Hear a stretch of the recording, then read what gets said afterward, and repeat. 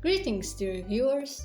It is I, Branel, and welcome to the Dress Code channel. Can you believe it's June already? Like, not only is it June, but it's the end of June. I had this video planned for the beginning of June, since it's Pride related, and then the ADHD hit, and here we are. Anyway, it is still Pride Month, so you know what that means. It's time to further the capitalistic gain by creating marketable merchandise for the folks of the queer community, so that they can celebrate themselves. I myself am aromantic and asexual. I'm also an inspiring comic book artist, with a lot of works in progress. So, for this Pride Month, I decided to take a few of my asexual and AroAce characters and create merch with them. In this very self-indulgent video, I will show you my process of creating said merch and yap about my characters and their stories for maybe about 30 minutes, not so straight.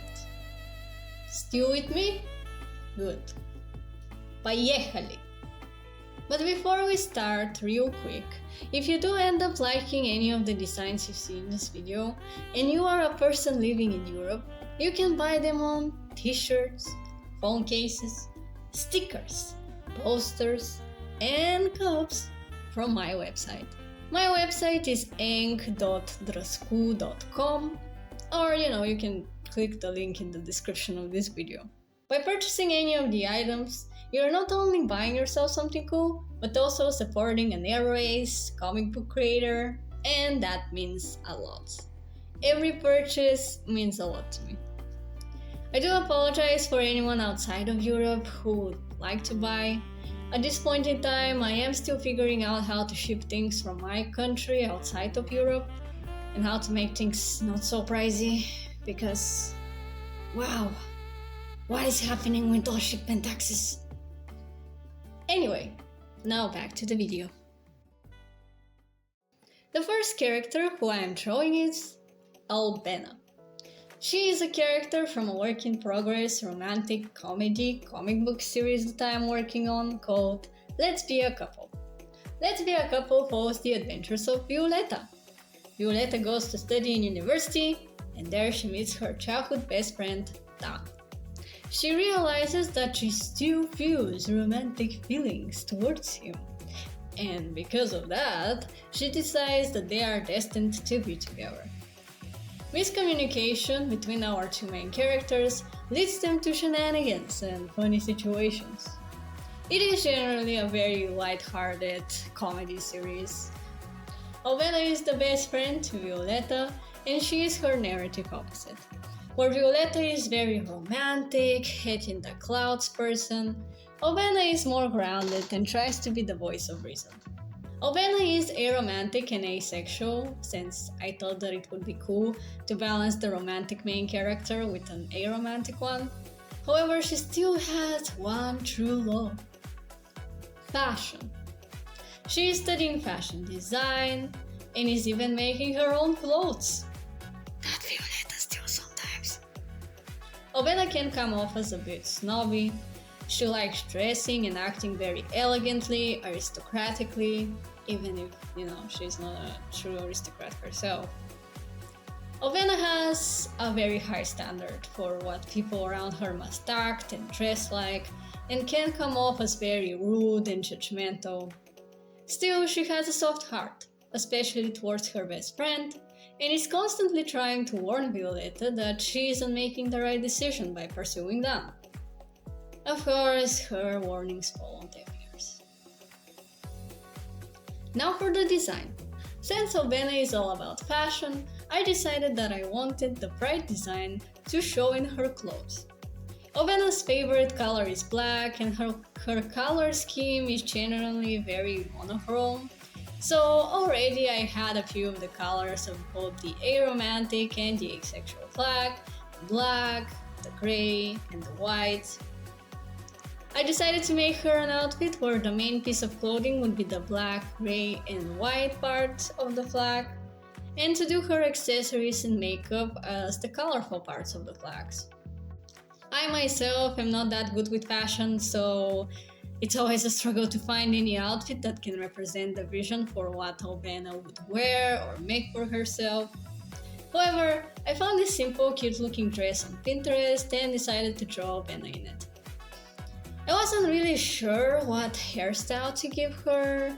I kinda wanted it to be something more interesting than her usual straight-down hairstyle. So at first I decided to try a ponytail, but it didn't look that good with the dress later, so I changed it to her usual straight-down hairstyle. I added sunglasses, a little bag as the accessories, and honestly, I love how the outfit turned out. I don't know why, but it gives me kind of Daphne from Scooby-Doo vibes. It's not the same, of course, but maybe because of the bow, it looks like Daphne's iconic scarf.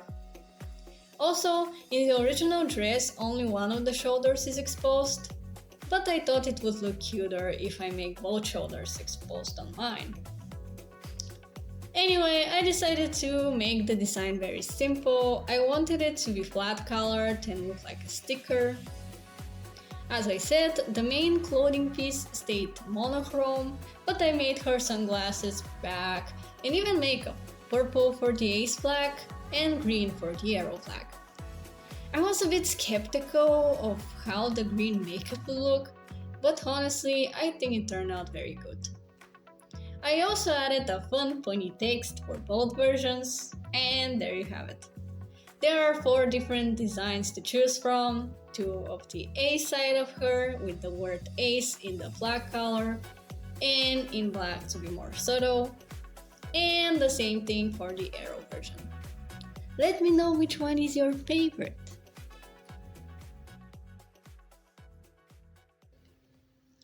The next character who I am drawing is Zimov.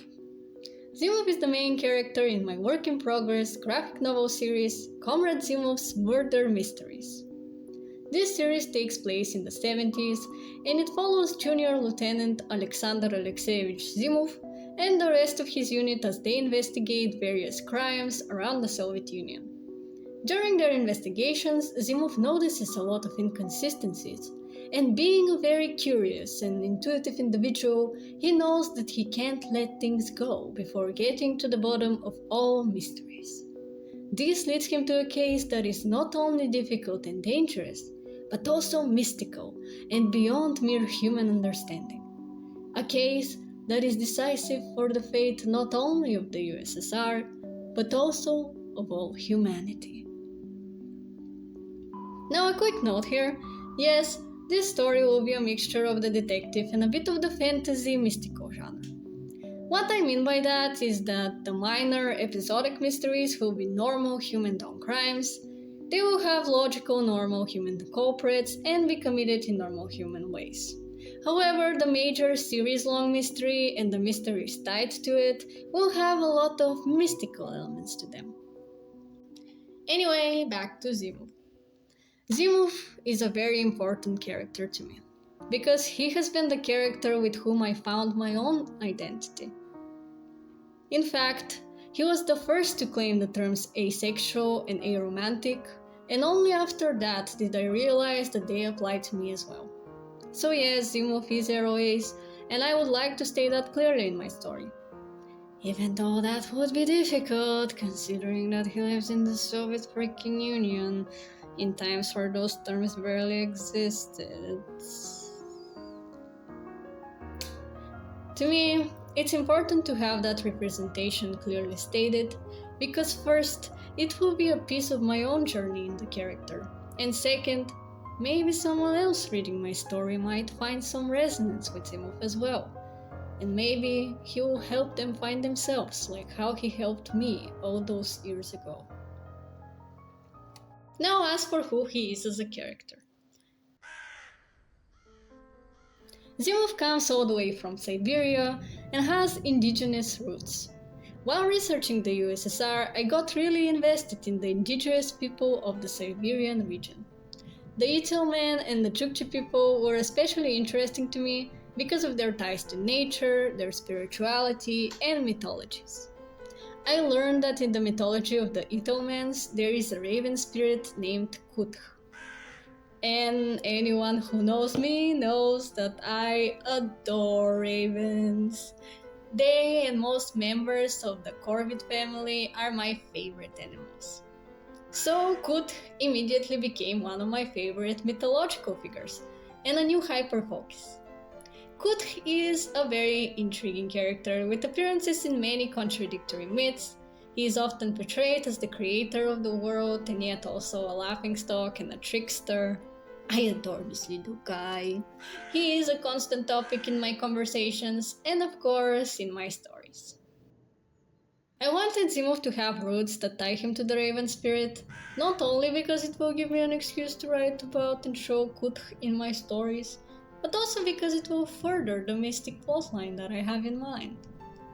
For the purposes of my story, I made up a Siberian tribe that is inspired by the Itelmen and the Chukchi people. Zimov's mother comes from that tribe and has passed down the ties to the mystical world and her more spiritual nature to her son.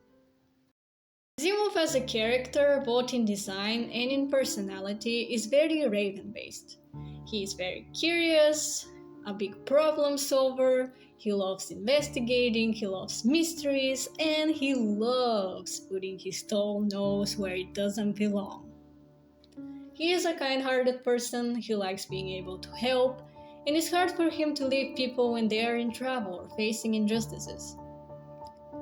Zimov holds grudges for a very long time. He can be very vengeful, and he can even consider harming people that have wronged him, or the people close to him. Speaking of, like ravens, Zimov also gets very attached to the people who he considers part of his platonic family. He rarely finds a person who fits his criteria of that, but when he does, you know that he will be very loyal and protective of them till the end. Now, unlike ravens, Zimov is very quiet and rarely talks. The only times are when someone else engages him in a conversation, or where he knows that saying something is important. Zimov is quite a philosophical, very open-minded, and very intuitive character. Again, as I said, he has special ties to the mystical world because of his origin, so he has almost magical level of intuition. Fun fact, my mother has always been a very intuitive and very logical person. She is one of the big inspirations for Zimov. She has had these intense premonitions and almost prophetic dreams in some very rare instances in her life. She has told me that there are some symbols in her dreams, and whenever she sees them, she knows a certain event may happen in the near future. For a very dark example, whenever my mother has dreamt of blood, someone close to her either got injured or, in the most extreme of cases, died. When she told me about this, I got really inspired to give similar experiences to Zimov, in a more prominent, exaggerated ways. So Zimov too experiences strong episodes of intense premonitions and dreams, with heavy symbolisms that only he can decipher and use to his advantage in his investigations. Speaking of investigations, Zimov as a detective is a mixture of brains and intuition. Yes, he is a very logical person, and yes, he tries to investigate purely on facts, but as I said before, he has an intense intuition that he can't really ignore even if he wanted to. So he has learned to adapt it in his investigations. He relies on how a certain situation or person makes him feel, what clue has taken his attention the most, and so on. Sometimes he even uses unconventional methods to get closer to the truth, like for example, cartomancy. Yes, Zimov likes to read cards. Now, obviously in the Soviet Union there were no tarot cards, which are the main method that people usually think of when it comes to card reading. In fact, in the Soviet Union, all of the activities and things that are tied to the mystical or spiritual realm were frowned upon and were considered a threat to the formation of the communist society. That is why all of them, as well as religions, were banned. I mean, I am sure we all know the famous words of Karl Marx. Religion is the opium of the people. I don't know if it sounded like that, I'm sorry. Of course, a lot of people still practiced religion and spirituality. The latter applies to Zimov. He is a bit of a rebel when it comes to what is considered appropriate in the Union. Anyway, my point is that Zimov likes to read cards, and for that he uses normal playing cards.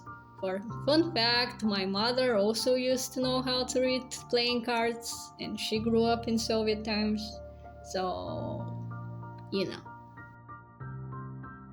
I decided to include the card in Zimov's design and use it as the representation of his pride design. The card that I have chosen is obviously the Ace of Spades. For those of you who don't know, there is this symbology in the asexual community that each ace of the playing cards corresponds to a certain identity on the spectrum. The Ace of Hearts represents aromantic aces, the Ace of Diamonds, demisexual and or demiromantic aces, the Ace of Clubs, Grey Ace and or Grey romantic aces, and of course the Ace of Spades, the aromantic aces. Now, some people in the community don't like this symbology for their own reasons, mostly because they feel like it doesn't include the whole spectrum, or that it's not as recognizable as a symbol for the community, and I get it, but I still find it cool and even use it myself. You can probably see that my character has the Ace of Spades card in their hat. But again, to each their own. I decided to include the card in Zimov's design not only to represent his identity, but also because it ties well into his character, since, as I said, he reads cards.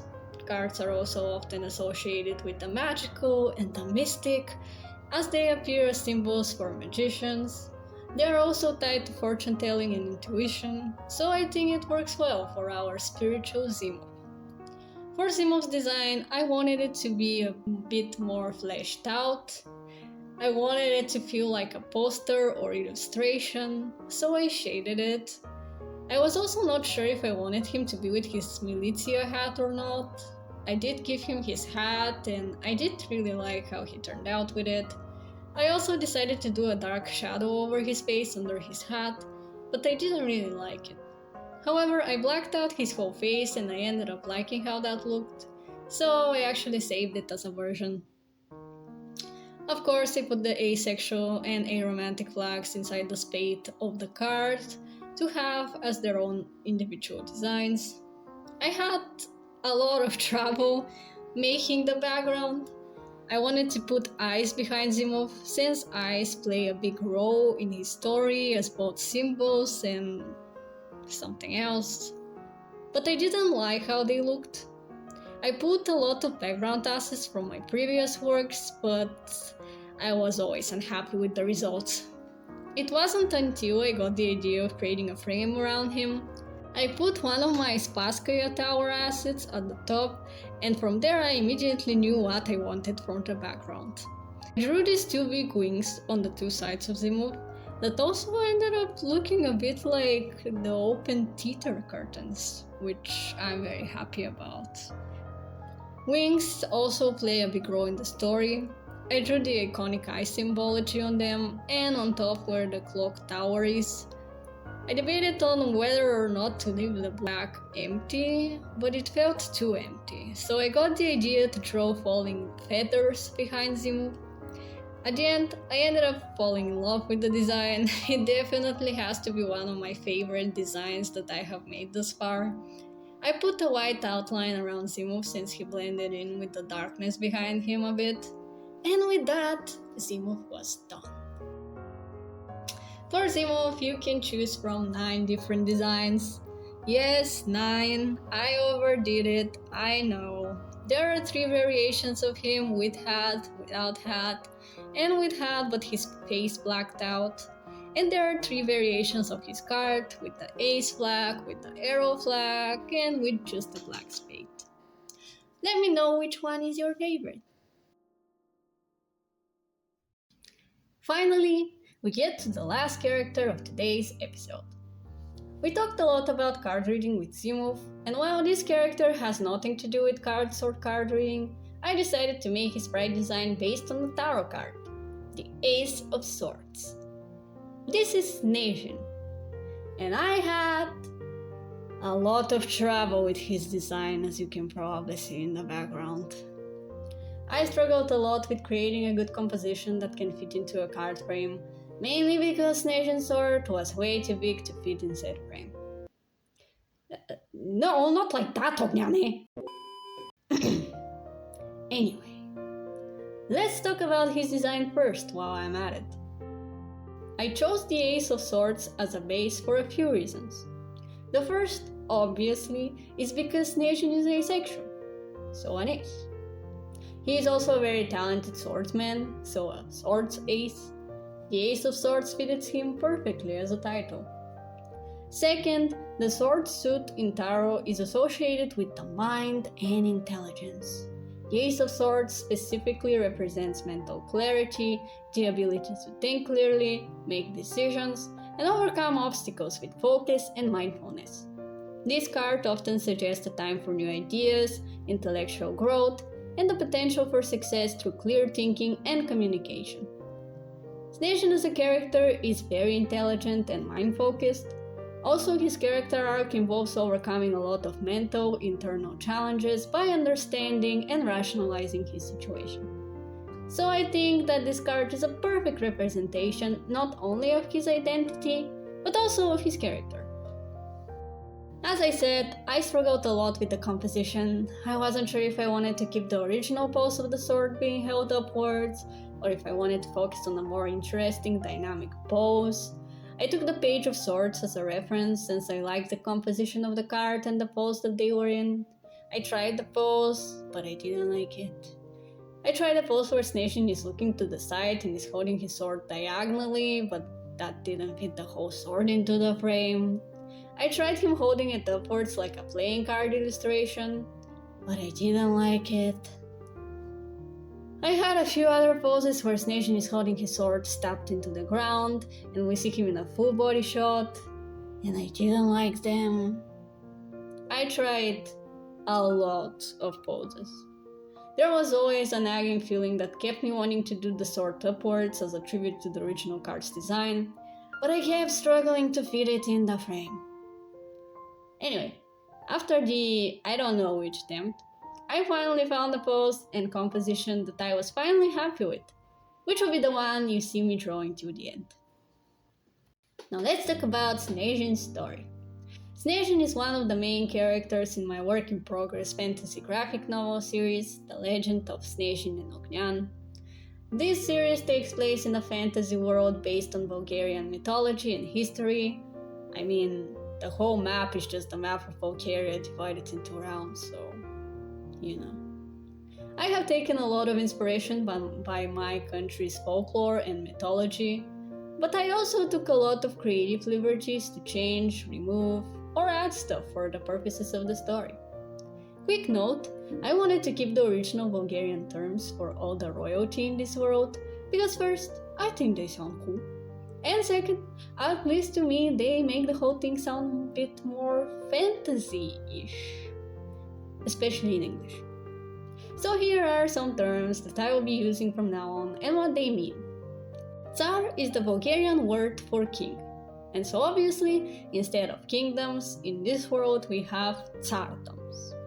A tsar's wife is called tsaritsa, so a queen. The son of the Tsar is a knyaz, so a knyaz is equal to a prince in a way. And the daughter of a Tsar is knyagina, so knyagina is a princess in a way. Back to the story.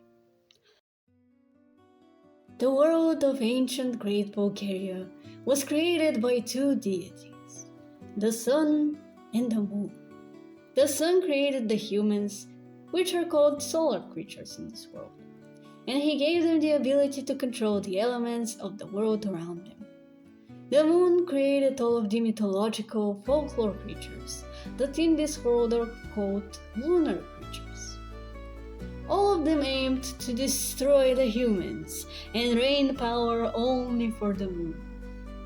So the lunar creatures are considered something very evil in this world. As the humans grew their society, they divided into a few realms, mostly divided by their magical abilities.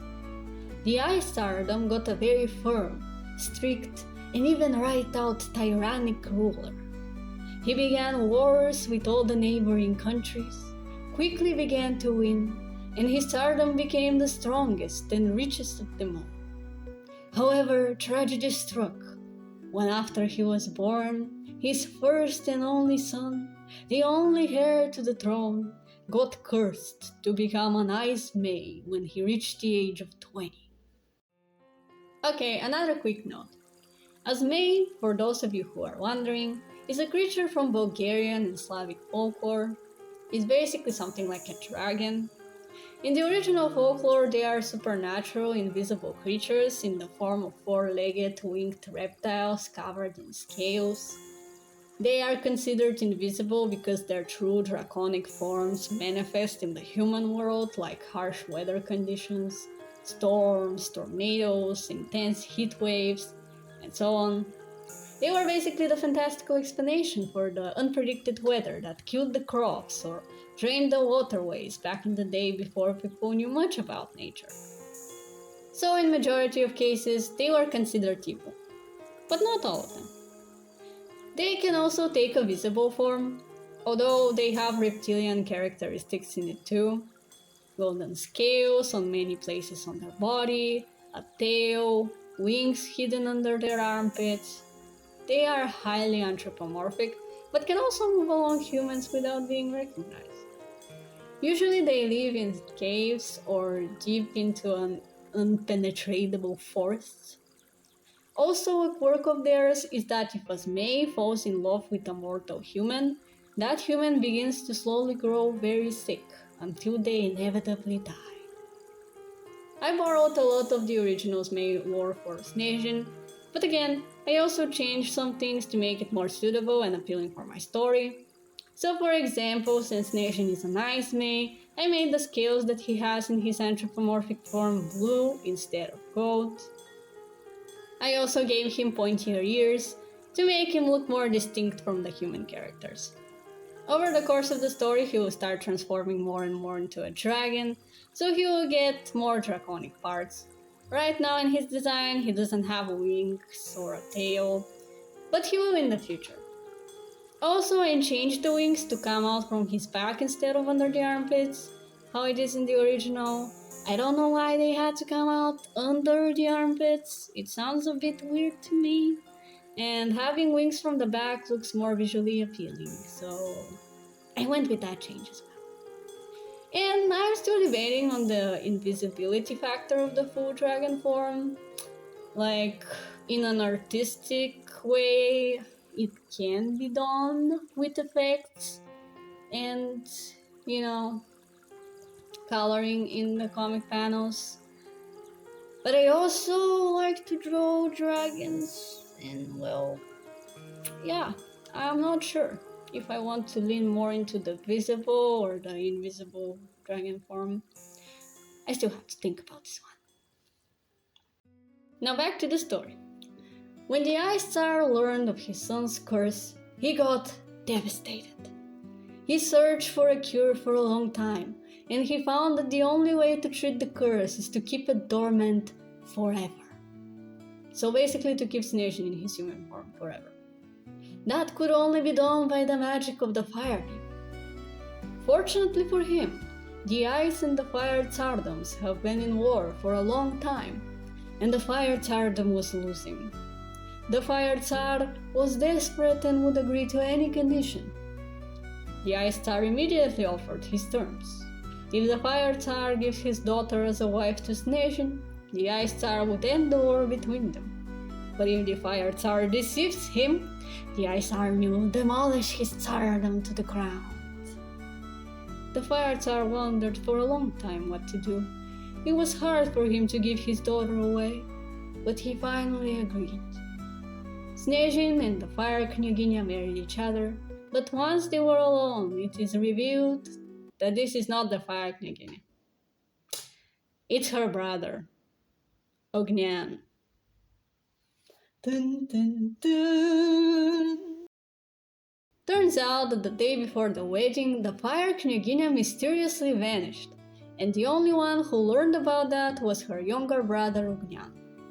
Knowing how hysterical his family is and how the Ice Tsar threatened to destroy their land if deceived, Ognian got the brilliant idea to pretend to be his sister, marry Snejin, secretly find his sister, and swap them out before anyone can find out and create a scandal. But of course, Snejin found out. Because, obvious. Being good-hearted, Snejin agrees to help Ognian in his quest and get him out of his hair as soon as possible. The two begin their investigation, but Ognian also has an ulterior motive. He wants to find the truth about who cursed Snejin and undo the curse once and for all, so that the Fire Knyaz would be able to marry someone else and leave his sister alone. If they find her in time, that is. Of course, nothing is quite as it seems, and as they investigate, Snejin and Ognian's views of the world around them slowly begins to shatter and reveal a truth that is far darker than they realize. Now, a bit about Snejin as a character. As I said, Snejin is an intelligent, mind-focused person. He is always very strict, very monotone. He is quite cold, both in personality and in the fact that he is the Ice Knyaz. He is very elegant, he has been taught from a young age how to behave like royalty, so he carries himself with this aristocratic air. He is also a no-nonsense kind of person. He wants everything to follow a certain order and discipline. Snejin grew up in a society that is extremely religious, that is very devoted to a tyrannic ruler, a very patriarchal society. And because of that, Snejin is quite sexist and homophobic, ironically enough. He also grew up very rejected from his own people. Even though he is royalty, his subjects are very disgusted by his appearance and are very afraid of his lunar nature. His father did nothing to stop this behavior, in fact he even encouraged it. He himself became very abusive towards Snejin about his appearance, about his lunar nature, about everything. So Snejin grew up really hating himself, who he is, and especially his curse. He despises the thing and will do anything to have it removed.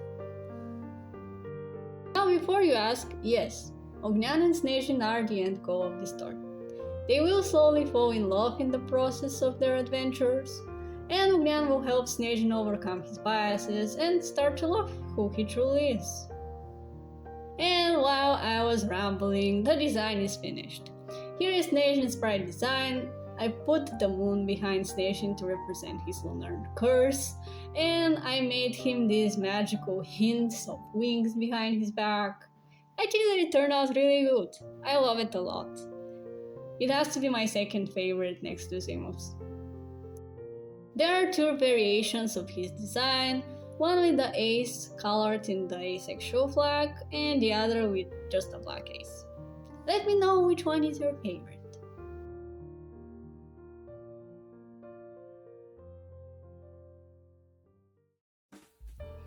And so, we reached the end of the video. Thank you to everyone who actually managed to survive my ramblings and make it here. You deserve a reward. So here it is. If you use the code VRANPRIDE, spelled how you see on screen, before you finish your purchase for any of the items from my Pride collection in my store, you can get 10% off of the final price. The code will be available until the end of July, so make sure you use it. Again, I do apologize to my non-European viewers for not being able to ship to you at this point in time. I will work on it, and I hope to get to you as soon as possible. Thank you again so much for watching. This is my first ever video of this format, so I hope I did well. Let me know. Also, let me know if you would like to see me make more videos like this in the future. However, I am very slow when it comes to creating social media content, so be warned. Let me know what you think of my story concepts and characters. Any feedback, as long as it is constructive, please. is important to me and the development of my writing and drawing skills. Also, if you have any questions about my characters or story worlds, I have Tumblr side blogs for each one of my stories, where you can see fun content I make for them, and you can also ask me questions about them. I love answering questions about my characters and worlds. I am putting the names of the blogs on screen, or you can see them in the description of this video. That is all from me for now. I don't know when my next video will be, but until then, stay safe, stay brave, and keep being creative. Du visste ne?